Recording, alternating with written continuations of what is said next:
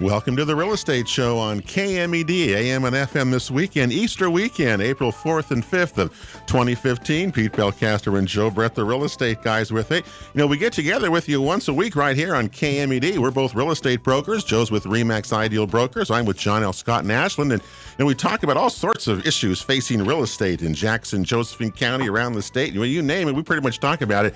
We simply never run out of things to talk about, that's for sure. And of course, if you need any real estate help, Joe or I are also there to help you as well. You can email us at Pete or Joe at realestateshoworegon.com. All of our shows also are available at youtube.com/realestateshoworegon and all that kind of thing. We hope you'll tune those in, especially we hope you tell your friends. Sometimes I email myself at Joe at realestateshoworegon.com. Well, I tell people. My inbox is a little lonely. Yeah, Take a shot. Give us a shot at the real estate questions. Yeah, that's really true. Well, we did. Well, anyway, we're with Laurel Adams from All Cities Property Management. You know, she's our show resident expert about all things relating to property management. And I've been studying for my principal broker's license. I've been telling people about that.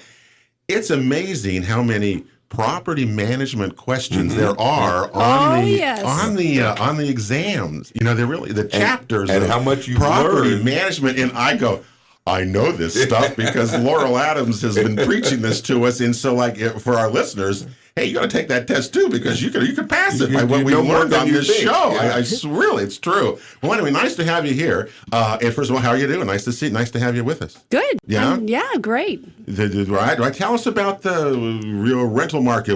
Bob was here last week. We heard all about the housing market and what it's doing, seller's market, selling stuff, that's for sure. What scares me is that California right now with this water situation, people are going to leave there in droves to get out of there. We may be invaded this summer just with people coming here to get away from there because there's no water. What a mess. Anyway, Laurel, but they can't come here because there's no place to rent. So again, write to Pete or Joe at realestateshoworegon.com as you come across the border. Yeah, you come across there. Okay, so tell us here. We're the 1st of April. It's April and May are the two busiest real estate months of the year, and we talk about how much they parallel with the rental market. So, Laurel, what's going on with the rental market? Well, it's probably a little bit early for the rental market because basically people don't like to give 30-day notices before June because school's out. Yep. So our families and whatnot are going to probably hold off, and maybe we'll see more movement come May. However, do you see generally movement around schools? So around the school year? Do you see more vacancies? Because I tend to tell people that I think there's more around available at the end of school year than there is, now, for example. And also the college semester. And the college students are that way? Yeah. There was a time when I first started doing this job where it was very, you could literally plan when to take a vacation, and everything was fine. But then the whole world has just gotten different, and there's no rhyme or reason. It's kind of like a crapshoot. However, yes, we still do see a lot of people not wanting to move until school's out. Yeah. So traditionally, we've got some move outs, but guess what? Everything we have that we've already got 30-day notices, it's already been re-rented. They're not even moved out yet. They're already re-rented. So basically, I'm expecting the beginning of May to maybe see a little bit of heightened in the movement. However, here's the clincher.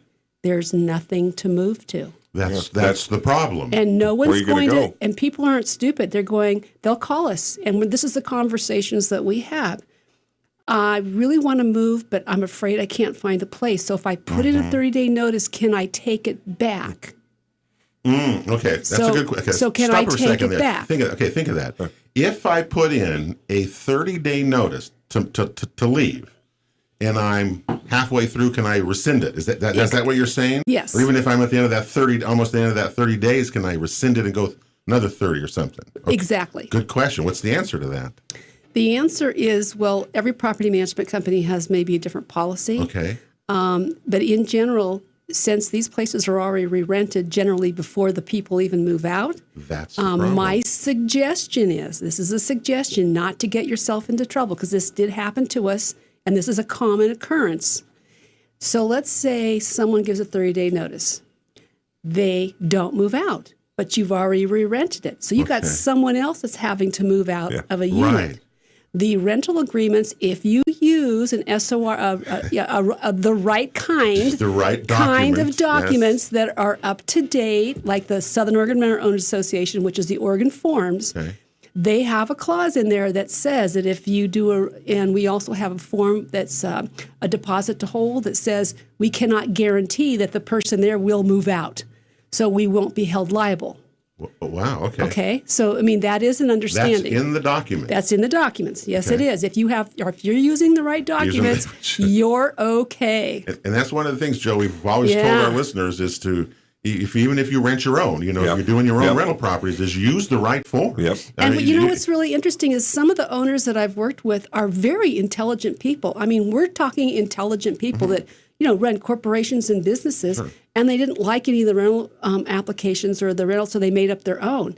And although they looked great, and they were missing very pertinent information, different parts of and the thing. they used verbiage that would alternate what the law says because they don't know what the law is. Right. So even though you're really, really super bright and you have a PhD in English, doesn't mean you should be rewriting or making up your own forms. Okay, but say go back to that. You say I've done it correctly. I have the right form.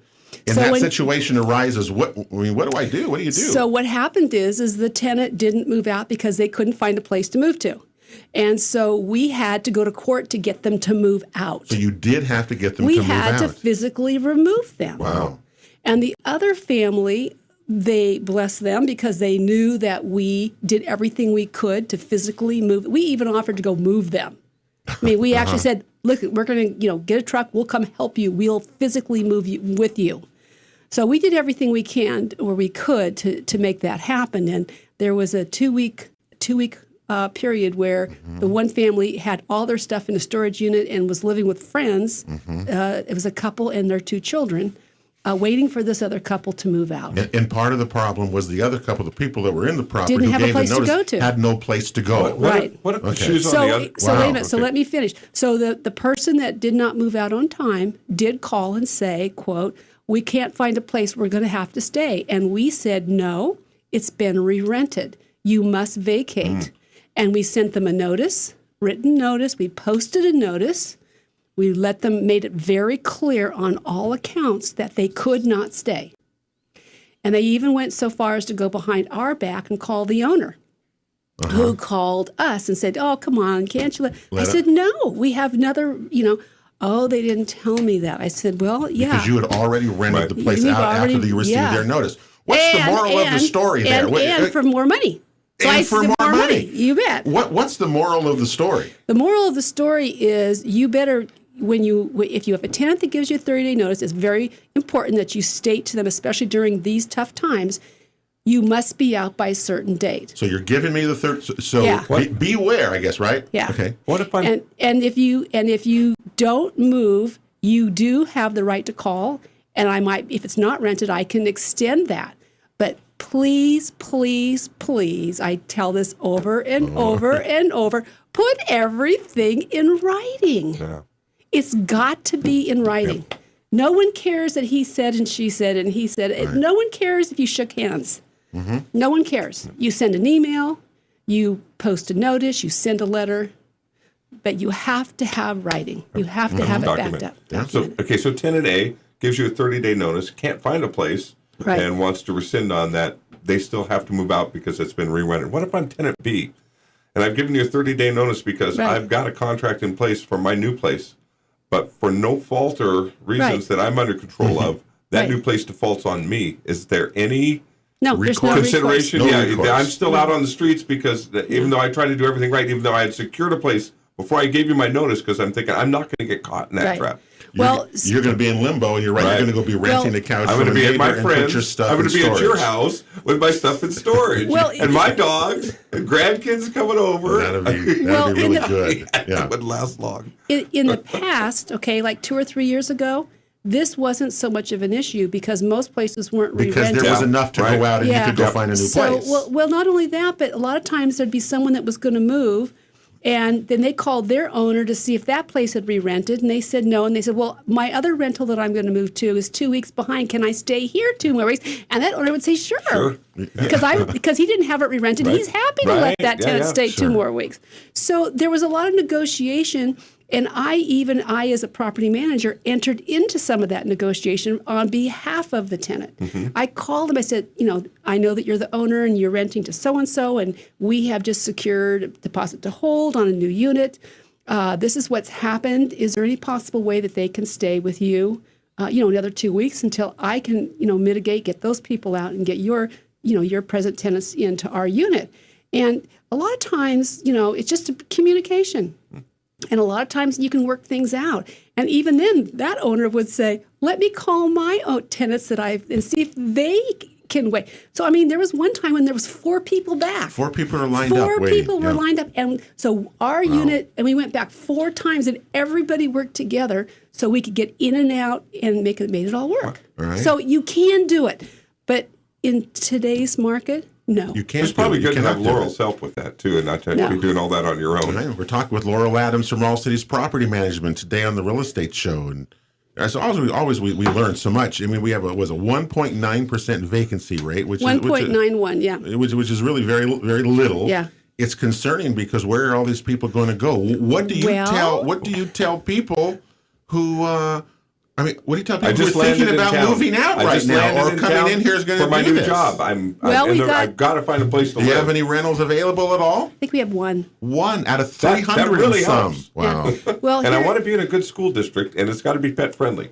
Well, yeah. I just landed in town. You got to help me, Laurel. And I want to be able to have a marijuana grow in my basement. Let's add that one into the mix too here. Anyway, all right. Well, it's actually a melting pot right now because we've got a lot of things going on. So, interestingly enough, for the last month, Angela, who's a new owner of All Cities, she's been taking notes on everybody that's called because the phone rings off the hook. It rings all day long. It rings all day long. At your place. So she's asking. We've been asking questions, and we also have a lot of new properties. We have a tremendous amount of new rentals. We had a couple of real big hits with some big units. And these were out-of-state owners that purchased property, and were given my name, and as investments, and so we put together a package for them. But anyway, the point is that these people that are coming into our area are coming in. So anyway, first I've got myself mixed up. I got to go back because my brain's going too fast. It's just going click, click, click. Go ahead. Yeah. So the one issue is that the people that are moving in are from Colorado, Alaska, out-of-staters, and I did interview and call and talk to 2 mortgage people. Said, okay, who's the loans going to? Who's getting these loans? And they said it's really interesting. It's not so many in people moving within the community. It's out of community people moving in. So there's one problem. Okay. We've got a population growth situation. And why are they moving here? I said, why are they moving here? What's going on? This is the joke. It's because they don't like what's going on in California. Yeah. The taxes, the fees, the amount of money to register your car, the tax situation. The school situation, the welfare situation. Now they're going to throw water. Traffic. So what's happened is they're all saying to these lenders and these real estate agents, and I also called a couple of real estate agents too, and this is what they're saying to them. I've had it. I'm done. I don't want to live like that anymore. Life is too short. I want quality. I want to breathe some air. And I want to be able to walk outside. And they'll come here and rent a property from you to do that. Amazing. Buy or rent. Buy or rent. My point is they want to walk to the grocery store. They want to be safe. They don't want to have a gun. They don't want to put a gun on the side of in their pocket. If they dare to go outside. Yeah. So we got an influx of people moving in, okay? Now, all my rentals, I have a whole bunch of rentals that we've lost because, why? What happened 3 to 4 years, 5 years ago? I got all these rentals because why? They were underwater. Recession. They were underwater. And they couldn't sell them. So all you real estate agents, thank you very much, sent all your owners to me. And so I could rent these properties because they couldn't sell them. Well, guess what? All your renters came to me and said, now, guess what? The market's proved I'm selling it. Get my tenant out of there. I want the place empty. Because my real estate agent says we can sell it easier if it's empty. So give that tenant a notice and get them out of there. Get them out of there. So now what we have is, yes, you have an influx of people. Yes, you have the market value's gone up, the sales price has gone up, and we have all these people that are now moving in that aren't even in our own area that are increasing the population. There's not even enough for the people that are here to be buying. And putting more pressure on rents and more pressure on prices and everything else. So now what's happening is, now we don't have enough rentals. That's the problem right now. So now we don't. You guys don't have units to sell, and there's not building. To speak of. Yeah. And last week, I think Bob Gervais was saying that many of the new buyers that they're seeing at RE/MAX are people locally moving up. Yep. So but it's a real. Either way, it's a real tough market. That's for sure. And it's very interesting to hear that, isn't it? What are those people all doing when they get here? That's what I want to know. Anyway, that's the Real Estate Show coming up here on KMED, AM and FM. Pete and Joe, the Real Estate Guys, with you with Laurel Adams from All Cities. We're back right after this. The Real Estate Show rolls on here on KMED, AM and FM this weekend, Easter weekend of 2015. Pete Belcaster and Joe Brett, the Real Estate Guys, with you this weekend. This show repeats at 9 o'clock on Sunday morning right here on AM 1440. And all of our shows, you can watch them on our website as well at www.realestateshowOregon.com. We thank you for doing that and hope you'll tell your friends. And most of all, we thank you for making the Real Estate Show part of your weekend. We got our 6-year anniversary coming up in July. So we've it's been just terrific listening to our guests and learning all sorts of things about the real estate market, like today with Laurel Adams from All Cities Property Management as we continue on here. There's another thing that we didn't talk about. All right. Foreclosures. Foreclosures? Foreclosures. Well, there certainly aren't very many foreclosures on the open market for sale anymore. Well, actually, you know what's happened? We have a lot of people that have been living in those foreclosure houses, free rent.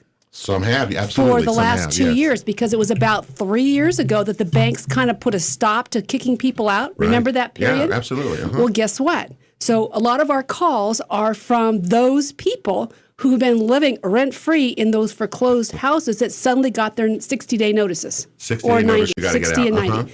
So now you're adding on another group of people onto the rental market that we didn't have previously.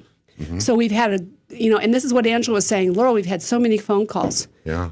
Because people say, yep, I've been living there for, a year, 2 years rent-free because the owner gave it back to the bank, but the bank didn't do anything. Now the banks are doing something. Now, because the inventories have been reduced and they're coming now to get these. That's right. These are like the last of the Mohicans, the last of the group there, aren't they? I hope those people saved their money over those months, those no rent months. There's some of them did. Sure. Well, we've met people who've been doing that for years. I mean, haven't paid for years. It's very interesting. I have quite a few tenants. Came out okay. Yeah. So that's another. So that's another group. Yeah, that's come onto the market as well. That's come onto the market for looking for rentals too. Now their time is coming due, though. Now they got to find a place, and there are none out there in the rental market to get into. What? Well, it's really interesting. It gets a little deeper now because now those same people are going and they went to decide, we've saved this money. We're going to go buy a house, right? Guess what happens? They can't establish rent payments.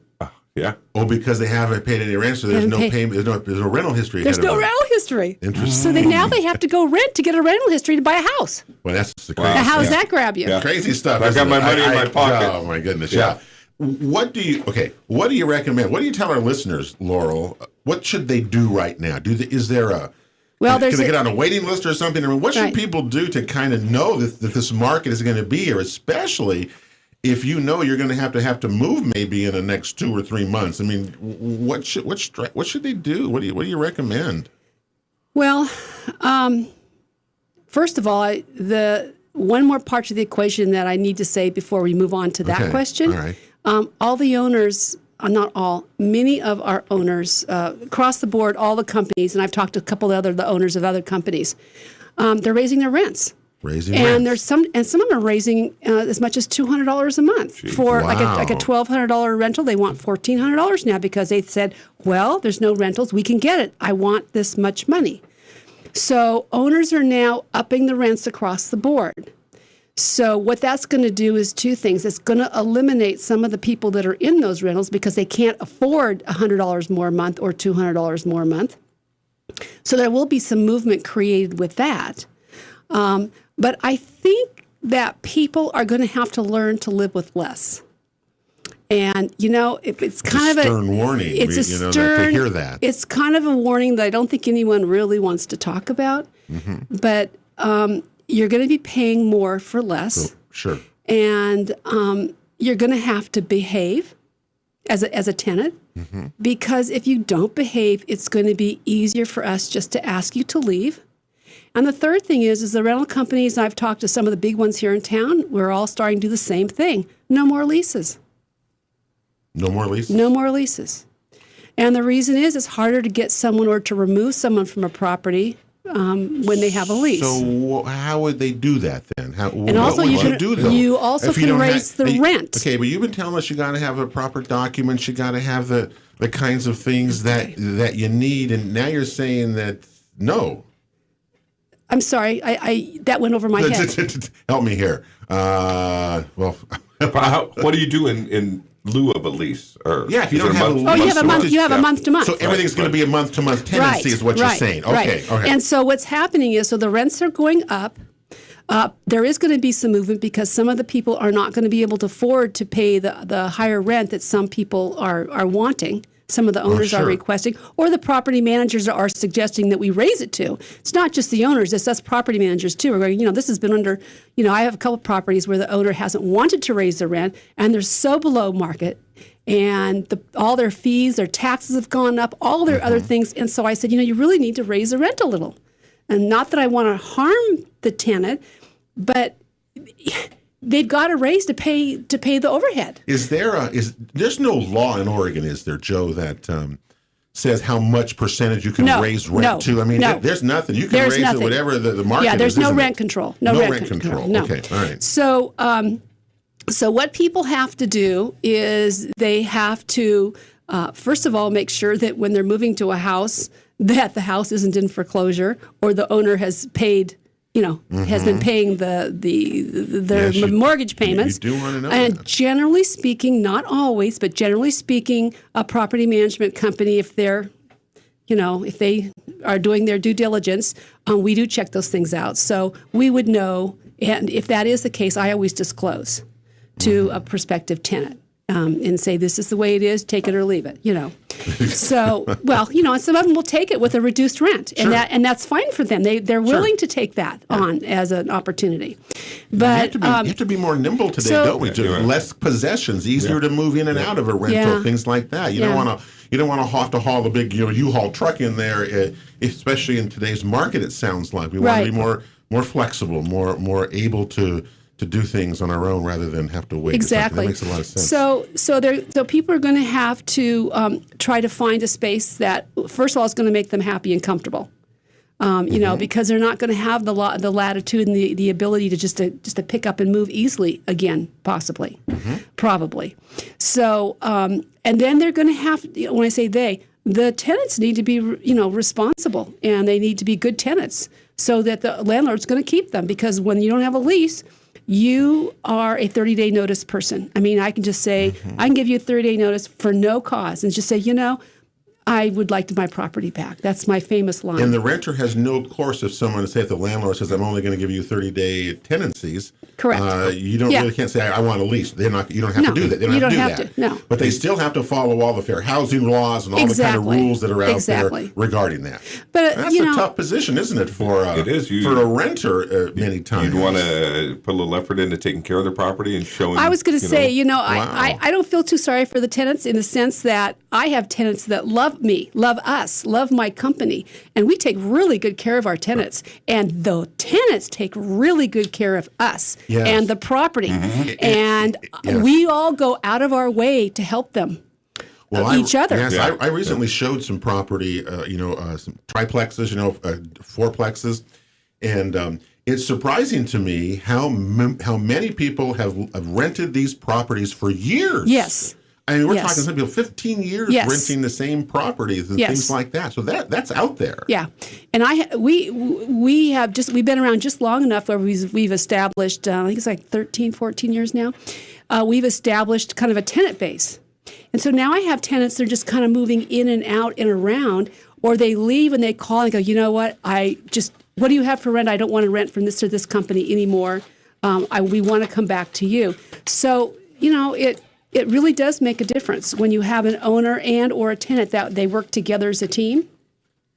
And the property manager, if there is a property manager, when you work and you fair and you play by the rules and you play fair with each other, you're not going to have the vacancies. You're not going to have the problems. Bottom line, the landlord doesn't want a vacancy. The landlord doesn't want a vacancy. It costs much more money to move you in and out than it costs a tenant. I mean, tenants don't realize how much But work the it is. landlord's going to play a market like this. If you're That's right. If you're dogging the property and you're paying, go away. I can do better. That's right. I just That's roll right. the dice. The interesting part there is that they're doing away with leases and going month-to-month tenancies. Yeah. That is a real change that That's we're a seeing huge change in the coming. market. Yeah, Absolutely. we have not heard that in all our years. No. That takes away stability. Yeah, it does. We're talking with Laurel Adams about the rental market here on the Real Estate Show on KMED this Easter weekend of 2015. This show repeats 9 o'clock on Sunday morning. Visit our website at realestateshowOregon.com. We are coming right back after this. The Real Estate Show continues here on KMED this Easter weekend of 2015. Pete Belcastro and Joe Brett with you. And hey, thanks for joining us each week here on the Real Estate Show. Don't forget, if you have any real estate questions, we're awfully happy to answer for you. You can do it via email at pete@realestateshoworegon.com. We love hearing from you as well and all sorts of things. We're with Laurel Adams today on the Real Estate Show talking about the updating you on the real estate rental market in Southern Oregon. And as we've heard from Laurel, man, these changes, I suppose, are coming, and consumers or our listeners really need to be aware of it. So we've heard so far today, Laurel, make sure we got it right now, is that there is little that's available in rental properties. And Correct. Those that are out there, we're seeing price increases from Correct. landlords because Correct. of the market demand. Correct. We're seeing people come in here from all over the country, it looks like, who are coming in, buying and renting right Both. now. You're seeing both of that. And that people are not, basically landlords now, many of them are not giving you a one-year lease or a lease. They're doing month-to-month tenancies. Correct. That's a big changes. Big changes. Big changes. And everybody get a pencil and paper because I'm going to give you some information if you're interested in some educational things that are coming up. Because this is one of our favorite topics is marijuana. Marijuana is going to have a huge impact. There's differences. There's a differing of opinions depending on who you talk to. But the marijuana initiative and things that are going on with the marijuana initiative. And it's going to affect rental properties. Yes, much it like is. I've been to Yes, it several is. classes now. In fact, this week I'm going up to the Realtor Day at the Capitol, and I know the marijuana issue is out there. It's everywhere. It's everywhere in our state. I mean, let's face it, we're talking about it in terms of buying and selling what it does, but it's going to really affect the rental market, isn't it? In weird ways. Well, it does, and I don't like to categorize people, but many of our marijuana users don't have money to buy houses, so they're renters. Some are, absolutely. Okay. And even the people that are involved in selling or growing don't always necessarily have the cash to buy either. Remember, Oregon is of the states that have approved legal marijuana, Oregon is the only one that you can grow in your own home. Right. And that is going to affect rental properties. Exactly. Do you know what that law is going to be? Can I, as a landlord, say to you, you can't grow? Can I? Right now, do you have the right as the tenant to say I can grow? It's legal. What's that going to do? Right now, all of our forms. Don't even mention it.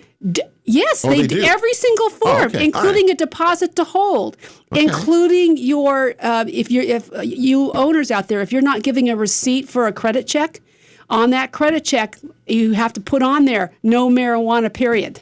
I mean, you have to document all along the way to say no marijuana. Okay. We have it all covered. SOROA forms, we're all covered. Period. So the Southern Oregon Rental Owners, Rental Association. Which is the Oregon forms, yes. You're using the Oregon forms, and those deal with this issue. Yeah, we're well covered. What can a landlord do? What can a tenant do? What are their rights? Is it up to the landlord? At this time, the landlord is in control. Okay. This time. And the landlord is in control of, I can grow there. Can I smoke there? Can I smoke inside or outside? That kind of thing? I can tell you can't even smoke it on the property. I can tell you can't even use tinctures on the property. I can tell you can't eat brownies on the property. I have the right to tell you that you can't have any illegal substance. But it's going to be legal. It's not legal. But it will be in July the 1st. Well, see, that's the thing that's coming. Yeah, it's going to be a legal product. Well, it's okay. It is a legal product, but it's not part of fair housing. Okay, that's what you're saying. Right, it's not in fair housing. I've read the thing, and it doesn't mention this at all. So what's happening is it's because of the rental situation for rental owners. The rental owners are in the gap. We're sitting in the gap, and we gappers don't know which way it's going to go. So here's your pencil and paper. Okay.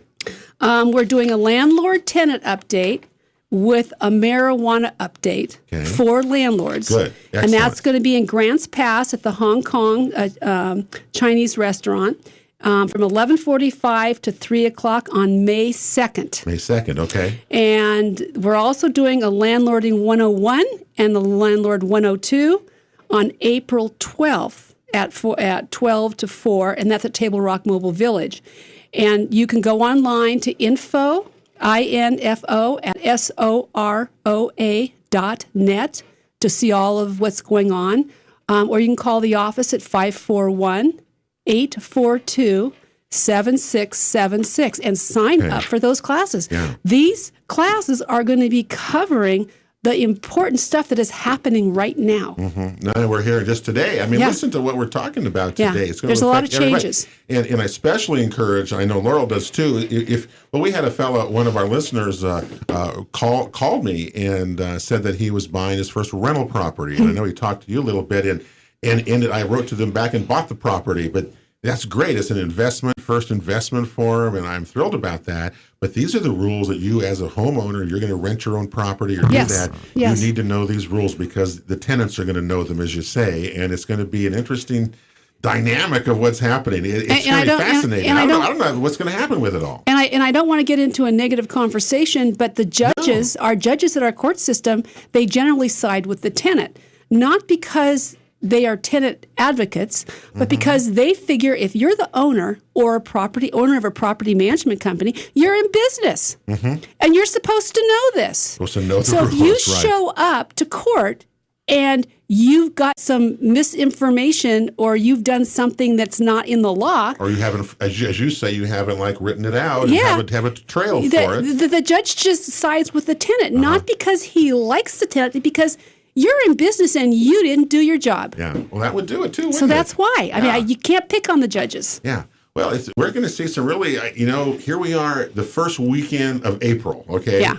And when you come back towards the end of May it's going to be some really interesting follow-up discussion with this. Yeah. Because everything seems to be changing. We're all going to know more as the marijuana world, as that becomes, and it's coming our way. The one thing people talk about this all the time. I don't know if but we don't know what's going to happen here. Look around us at Washington State or Colorado. It's coming, and the better prepared we are for renters and homeowners and what to expect and the kinds of things that are going on, that's what these classes are really important to do. I've learned a lot from them. I've got one here with me. I was looking at it. It was great. Grow houses and what to look for with these people who are doing this, and then they try to get out of them and try to sell them, and they've ruined some of them. I mean, they've done a lot of damage, but not as much damage sometimes as you think. So it's a dynamic, changing world. Okay, Laura, well, you can always find her at All Cities Property Management. She is our resident expert. And once again, boy, did we learn a lot about the rental market. Wow. Yeah. Okay. Well, you have a good week, Laura. We'll talk to you soon Happy as well. Easter to everybody. Happy Easter to you, too.